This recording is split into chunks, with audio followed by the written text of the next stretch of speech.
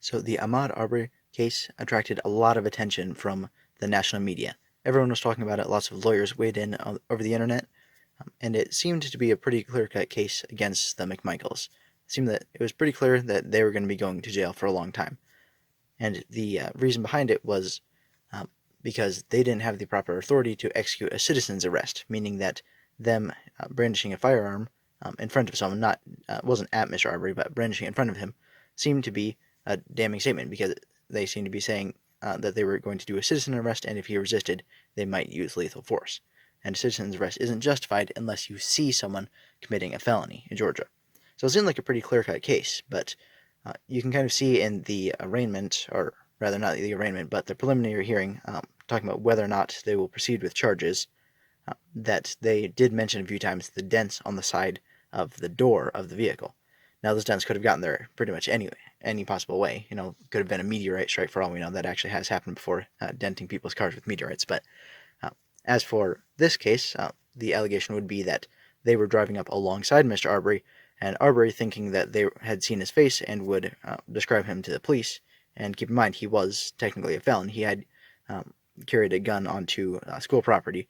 He hadn't used it on anyone, but he did have it with him on school property, which was a felony. And he got 5 years probation for that. He didn't actually spend any time in prison, as far as I know. And then he later violated his probation by stealing something. So that's something that seems to be a mitigating factor here, something that might cut their sentence a bit, is the fact that he was known to be a criminal who had committed a felony before, including violating probation. Granted, it had been a long time before he had committed, or a long time since he had committed a crime, but there was a lot of time between when he committed his first felony, which was the gun, and then his second crime, which was stealing during his probation. So there's plenty of time between those as well, about the same amount of time between those two as the stealing incident and this incident. So, but there is something that could potentially change the case, to make it change it from being a felony murder, which is essentially where you're charged with first-degree murder when you do an unlawful killing if you were already doing a felony. So in this case, it would be a felony to arrest him because they simply didn't have the authority. And one guy was a former cop who wasn't an active cop. He had actually been kicked out of the force for not knowing how to use a firearm before, not having the proper training in it, which is pretty important to being a cop.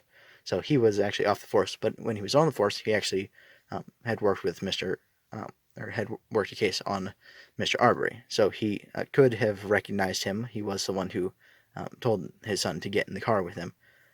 So he was the one who started the chase. So that would be another very good mitigating factor that could really cut their sentencing down if they were trying to get a bargain put together. But what could potentially change it is if they were driving alongside Mr. Arbery, and Arbery just attacked them in their vehicle, because he was afraid that they were going to testify against him and that he was going to go to prison. And there's a pretty good chance he could have. The burden of evidence typically shifts quite a bit, and it probably shouldn't shift, but it often does shift if you've committed serious crimes in the past. You're more likely to be convicted when presented with the same amount of evidence. So in this case, the law would have been on his side, but given his past record, the jury might have been pretty tough on him, even if didn't look like there was enough substantial evidence, direct evidence, that is. So it might have been sort of a character sort of trial. So he might have been afraid of getting sent to prison for years. So that was a real possibility for him. And if they can present that there is a reasonable doubt, not proof, not like 51%, but more like 5% chance that he had attacked them first, that Arbery, when he saw them driving up alongside him, he had attacked them in an attempt to kill or maim them or beat them to a pulp so that they couldn't remember what his face looked like, or possibly to steal their vehicle and escape in it. If he had attacked them for any of those reasons, then that would mean technically they weren't committing a felony by doing a citizen's arrest on him, because Arbery, by assaulting them, was committing a felony. So he commits a felony first, and that means they're clear to do a citizen's arrest, which means their citizen's arrest and the use of force wouldn't be a felony. Now, you can have an excessive use of force when doing a citizen's arrest.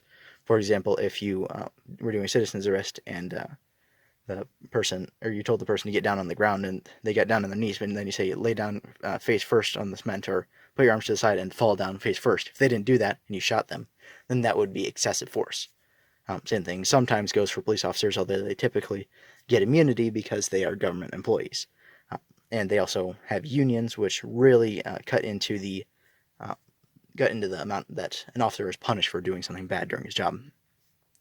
So in this case, if Arbery had attacked first, or rather not if he had attacked first, but if they can demonstrate a reasonable possibility, like a reasonable doubt, that is the legal term, that he had attacked first, then that means they would be cleared of criminal charges. Now, I don't think they're going to be cleared of civil charges. Civil charges would be like you just need 51% chance that someone committed an act against you.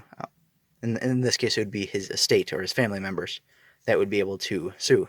So if they said Arbery was planning to go to college, he was going to have an excellent career, he was going to make $60,000 a year for the rest of his life, and they could sue for a very large amount of money. And they could also sue for pain and suffering, though I don't know how you quantify that, but juries figure that out somehow, or judges do. Typically, they typically decide the punishment. So, in that case, they could still, end up bankrupt, have all their money lost for the rest of their life.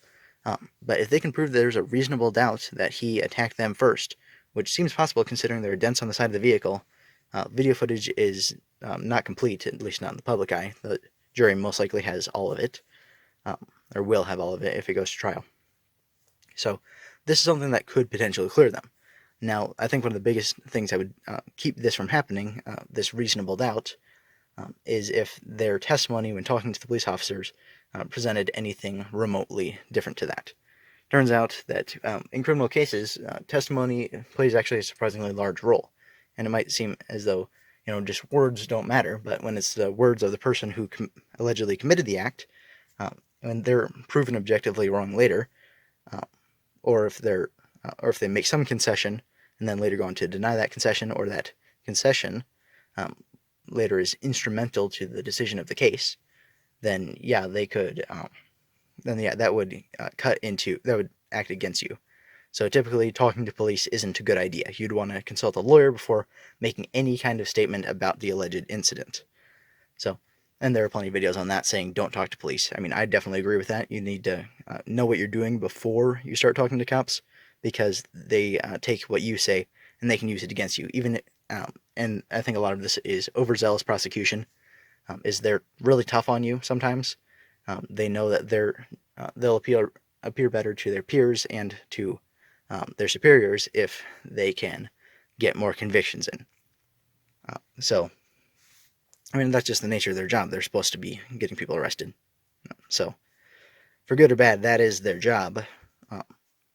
But yeah, I mean, if they said anything like, if they said to the police, we told him to stop, he didn't stop, so we pulled up ahead of him, or rather, we started ramming him with our car, or something like that, trying to push him off the road, then that means they were technically the aggressor. They were the one who was committing the felony by attempting to detain him against his will, without him committing any type of felony or other serious crime that would justify this. I don't know why I said other serious crime. It would have to be a felony. There's nothing worse than a felony. Felony is like typically considered a year or more in prison, or worse sentence, such as death. So yeah, in the Arbery case, if they can show there's a reasonable doubt that he attacked first, if he was like trying to punch him in the face and steal his car, and they can show that's the cause of the dents in the vehicle and not them trying to edge him off the road or anything to that nature. If they can show there's a reasonable doubt, then that means they could be cleared of criminal charges. But civil charges are most likely going to be a lot harder to clear. There's even a 51% chance that they were in the wrong in the incident. That means they could be required to pay out massive amounts of money to the survivor's family.